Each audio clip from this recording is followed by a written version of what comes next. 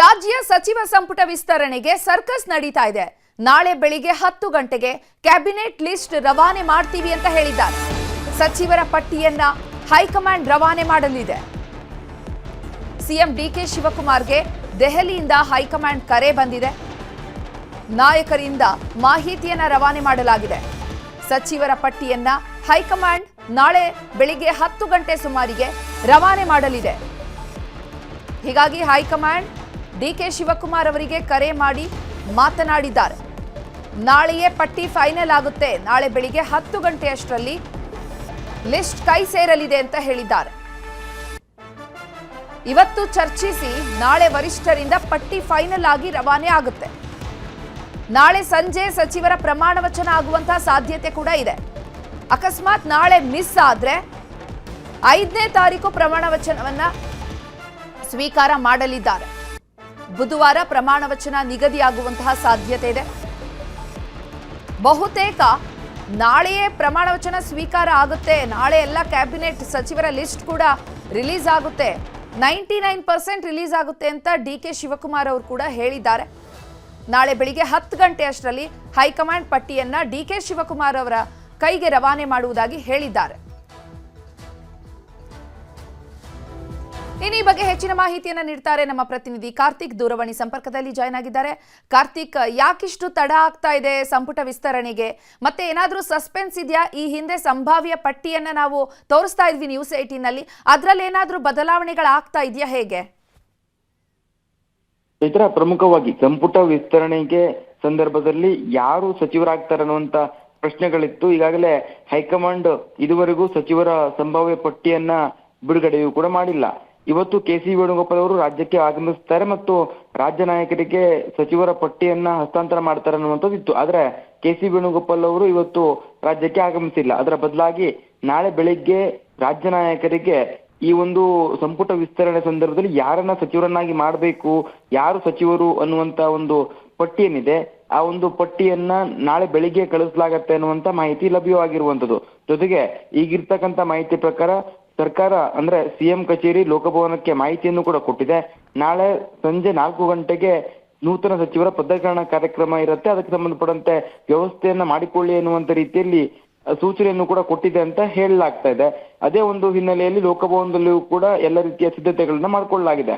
ನಾಳೆ ಬಹುತೇಕ 10 ಗಂಟೆಯ ವೇಳೆಗೆ ನೂತನ ಸಚಿವರು ಯಾರಾಗ್ತಾರೆ ಅನ್ನುವಂತ ಒಂದು ಪ್ರಶ್ನೆಗೆ ಉತ್ತರ ಸಿಗ್ಲಿಕ್ಕಿದೆ. ಬಹುತೇಕವಾಗಿ ನಾಳೆ ಬೆಳಿಗ್ಗೆ ಕಾಂಗ್ರೆಸ್ನ ಹೈಕಮಾಂಡ್ ಸಚಿವರ ಪಟ್ಟಿಯನ್ನು ಕೂಡ ಬಿಡುಗಡೆ ಮಾಡ್ಲಿಕ್ಕಿದೆ. ಅಂದ್ರೆ ರಾಜ್ಯ ನಾಯಕರಿಗೆ ಆ ಒಂದು ಪಟ್ಟಿಯನ್ನು ತಲುಪಿಸ್ಲಿಕ್ಕಿದೆ. ಅದಾದ ನಂತರದಲ್ಲಿ ಖುದ್ದಾಗಿ ಸಿಎಂ ಡಿ.ಕೆ. ಶಿವಕುಮಾರ್ ಅವರು ಪ್ರತಿಯೊಬ್ಬ ಸಚಿವರಿಗೂ ಕೂಡ ಕರೆಯನ್ನ ಮಾಡಿ, ಯಾರು ಭಾವಿ ಸಚಿವರಾಗ್ತಾರ ಅವರಿಗೆ ಕರೆಯನ್ನ ಮಾಡಿ ಪದಗ್ರಹಣ ಕಾರ್ಯಕ್ರಮಕ್ಕೆ ಆಹ್ವಾನವನ್ನು ಕೂಡ ನೀಡ್ಲಿಕ್ಕಿದ್ದಾರೆ.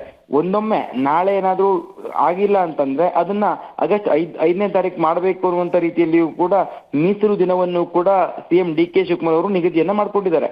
ಪ್ರಮುಖವಾಗಿ ಈ ಒಂದು ಸಂಪುಟ ವಿಸ್ತರಣೆ ಸಂದರ್ಭದಲ್ಲಿ ಯಾರು ಸಚಿವರಾಗ್ತಾರೆ ಅನ್ನುವಂತ ಪ್ರಶ್ನೆಗಳಿತ್ತು. ಜೊತೆಗೆ ಯಾವಾಗ ಈ ಒಂದು ಪದಗ್ರಹಣ ಕಾರ್ಯಕ್ರಮ ಆಗತ್ತೆ, ಸಚಿವರ ಪಟ್ಟಿ ಯಾವಾಗ ಬಿಡುಗಡೆ ಆಗತ್ತೆ ಅನ್ನುವಂತ ರೀತಿಯಲ್ಲಿ ಸಾಕಷ್ಟು ಕುತೂಹಲಗಳಿತ್ತು. ಅದು ಇವತ್ತು ಬಹುತೇಕ ತೆರೆ ಬೀಳತ್ತೆ ಅನ್ನುವಂಥದ್ದಿತ್ತು. ಆದ್ರೆ ಅದು ಇವತ್ತು ಯಾವುದೇ ಕಾರಣಕ್ಕೂ ಕಾಂಗ್ರೆಸ್ನ ಹೈಕಮಾಂಡ್ ಪಟ್ಟಿಯನ್ನ ಬಿಡುಗಡೆ ಮಾಡದಿರುವಂತ ಕಾರಣಕ್ಕಾಗಿ ನಾಳೆ ಅಂತಿಮವಾಗಿ ಸಚಿವರ ಯಾರಾಗ್ತಾರೆ ಅನ್ನುವಂತ ಪ್ರಶ್ನೆಗೆ ಉತ್ತರ ಸಿಗತ್ತೆ ಅನ್ನುವಂತ ರೀತಿಯಲ್ಲಿ ಎಲ್ಲ ನಿರೀಕ್ಷೆಗಳು ಕೂಡ ಇರುವಂತದ್ದು. ಜೊತೆಗೆ ಇನ್ನೂ ಒಂದು ವಿಚಾರವನ್ನ ಇಲ್ಲಿ ಗಮನಿಸಬೇಕು. ಈಗಾಗಲೇ ಈ ಒಂದು ಸಚಿವರ ಆಯ್ಕೆಗೆ ಸಂಬಂಧಪಟ್ಟಂತೆ ಸಾಕಷ್ಟು ಹೈಕಮಾಂಡ್ ನಾಯಕರ ನಡುವೆಯೂ ಕೂಡ ಭಿನ್ನಾಭಿಪ್ರಾಯಗಳಿತ್ತು ಅನ್ನುವಂಥದ್ದು ಚರ್ಚೆಯಲ್ಲಿತ್ತು. ಅದೇ ಒಂದು ಕಾರಣಕ್ಕಾಗಿ ಈ ಒಂದು ಸಂಪುಟ ವಿಸ್ತರಣೆ ಇಷ್ಟೊಂದು ವಿಳಂಬ ಆಗ್ತಾ ಇರುವಂತದ್ದು.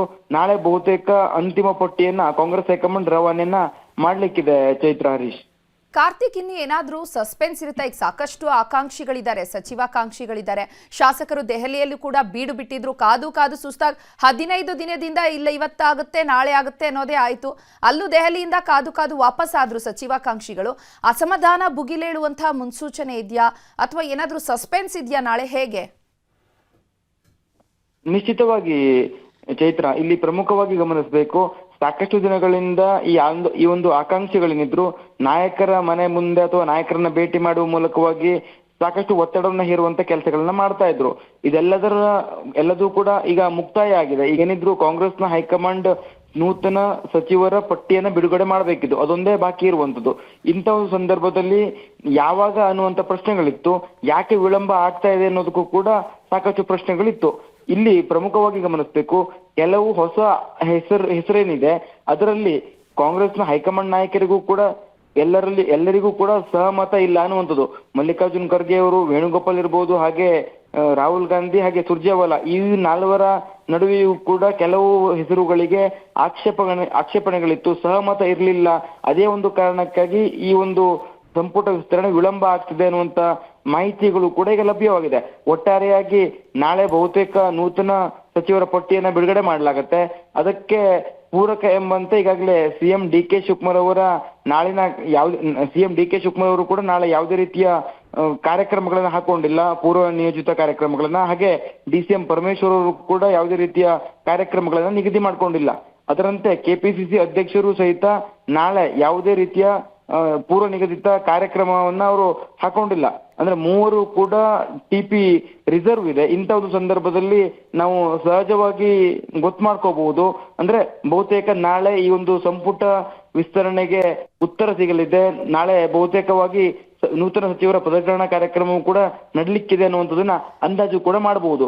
ನಾಳೆ ಬೆಳಿಗ್ಗೆ 10 ಗಂಟೆಯ ಸುಮಾರಿಗೆ ಈ ಒಂದು ನೂತನ ಸಚಿವರ ಪಟ್ಟಿಯನ್ನ ಕಾಂಗ್ರೆಸ್ ಹೈಕಮಾಂಡ್ ರಾಜ್ಯ ನಾಯಕರಿಗೆ ತಲುಪಿಸುತ್ತೆ ಅನ್ನುವಂತ ನಿರೀಕ್ಷೆಗಳಿದಾವೆ. ಅದರಂತೆ ರಾಜ್ಯ ನಾಯಕರು ಕೂಡ ಅದೇ ನಿರೀಕ್ಷೆಯಲ್ಲಿದ್ದಾರೆ. ಒಟ್ಟಾರೆಯಾಗಿ ಅಂದ್ಕೊಂಡಂತೆ ಎಲ್ಲವೂ ಆದ್ರೆ ನಾಳೆ ಬಹುತೇಕ ಸಂಜೆಯ ವೇಳೆಗೆ 20 ಜನ ನೂತನ ಸಚಿವರು ಪದಗ್ರಹಣ ಕಾರ್ಯಕ್ರಮದಲ್ಲಿ ಪಾಲ್ಗೊಳ್ಳಲಿದ್ದಾರೆ. ಹಾಗೆ ಲೋಕಭವನದಲ್ಲಿ ಒಂದು ಕಾರ್ಯಕ್ರಮ ಕೂಡ ನಡೀಲಿಕ್ಕಿದೆ. ಚೈತ್ರಾಜ್, ಧನ್ಯವಾದ ಕಾರ್ತಿಕ್ ತಮ್ಮೆಲ್ಲ ಮಾಹಿತಿಗಾಗಿ.